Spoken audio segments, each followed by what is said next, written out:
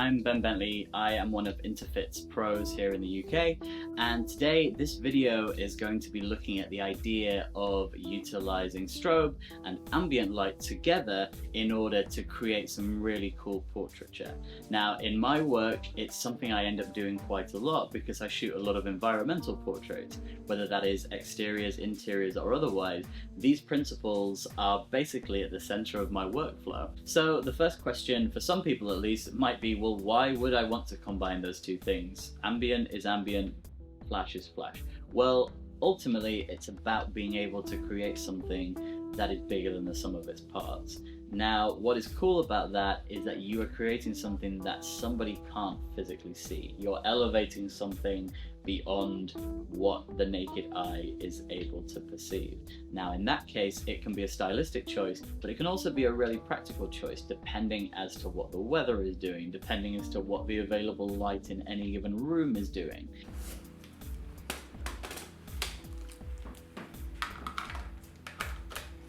Now, to get us off the ground with this and to get us started, the principles that we really need to keep in mind on a technical level are that your aperture setting is going to control the amount of flash that is ultimately able to enter the camera, and your shutter speed is going to allow you to control the ambient light which is entering the sensor. And between those two things and the balancing act that you are going to create within the camera is going to allow you to create the overall lighting for your image.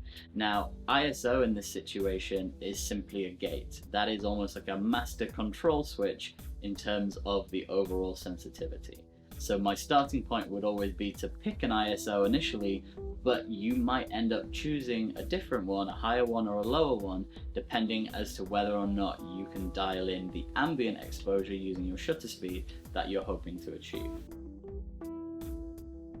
In the first example that I'm going to show you guys today, this is a shoot from back in March, actually, for an Interfit campaign, literally right before the world got very, very different very quickly. We were shooting in Birmingham in the Jewellery Quarter, and we were utilising the Interfit Honey Badger Unleashed, which is the 250 watt monolight lithium battery. Great for location shooting, and we're using I think it's 120 centimeter pop-up softbox.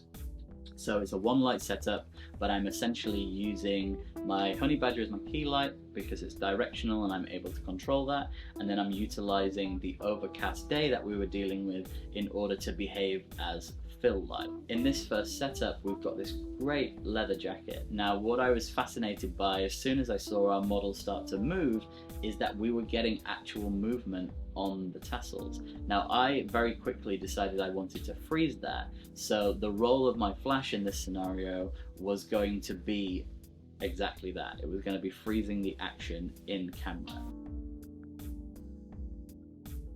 So, first step, I choose an ambient exposure for the daylight that is available.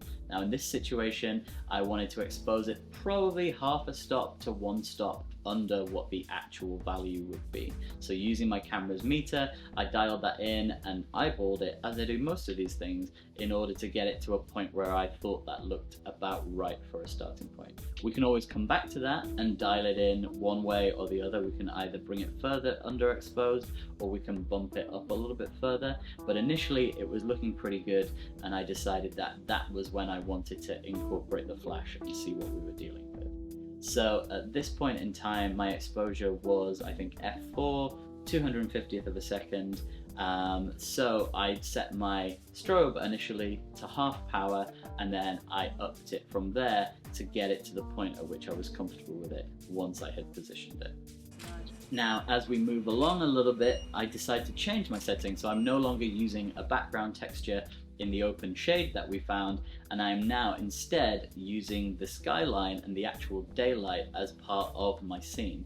So in this case, I needed to actually increase my shutter speed in order to get the exposure for the background that I was looking for. So I activated the strobe and my camera's high-speed sync mode by pushing the shutter over the native inbuilt flash sync speed of 250th of a second. Now, this instead means that I can shoot all the way through my camera's full shutter range. So in this case, on the camera body that I'm using, that would be 1/4000th of a second. So now at this point, I think we're somewhere around the 2000th of a second mark. And what I'm going to do is I'm going to open my aperture up in order to utilize the high-speed sync mode on the flash and to allow that flash power to give me a relative exposure that is going to allow us to key light the subject the way in which that we're hoping to. And as you can see here, you end up with a slightly more dramatic result. And what I can do is I can lean the shutter either lower or higher to exaggerate or to loosen that effect of the key light situation.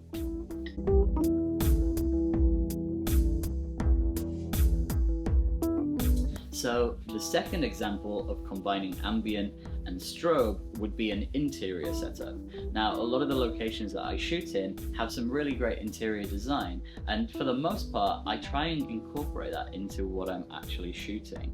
Now, it's really important to me that if there is a distinct vibe and a mood to the environment, and that is part of the story that we're telling, then that does need to be there. So what I look to do is I look to find an ambient exposure initially as a starting point that is going to allow me to present that as part of this story. In these situations, I don't really want to overpower the ambient light. I more so want to complement it and use my strobe more so as, I guess, a directional fill light almost, to ensure I'm getting the quality of light that I'm looking for on my subject, but without compromising the vibe that the ambient light gives to the room, whether that's from the type of lighting or whether that's from the big open window.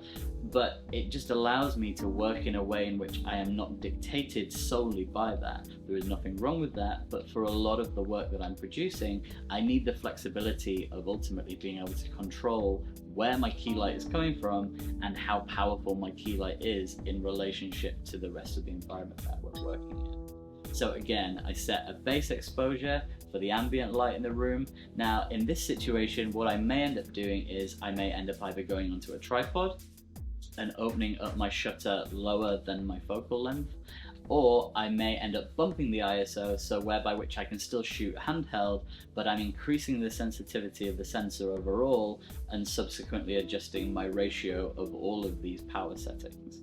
Now, either way is absolutely fine, and I shoot handheld a lot because, to be honest, I find tripods quite restrictive in a lot of situations, and it definitely slows down my workflow in scenarios whereby which I'm having to be very conscious of time. If I only have access to my subject for however long, I want to utilize that time as best as possible. And for me personally, shooting on a tripod often dictates that, and it dictates the speed, which I don't particularly like. So where I can, I will shoot at an ISO that I know is still going to give me clean enough images for the purpose that I'm wanting to do, but I'm also aware that I can, like I said, adjust that ratio of that exposure triangle in order to give me what I'm wanting in camera as best as possible.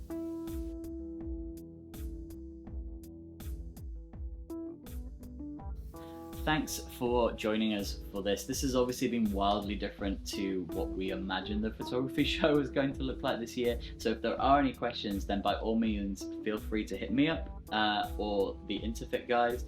I am at Bentley Photo on Twitter and on Instagram, and they are at Interfit Photo UK on all the usual social platforms as well. So until next time, take care. I hope you have fun with these techniques.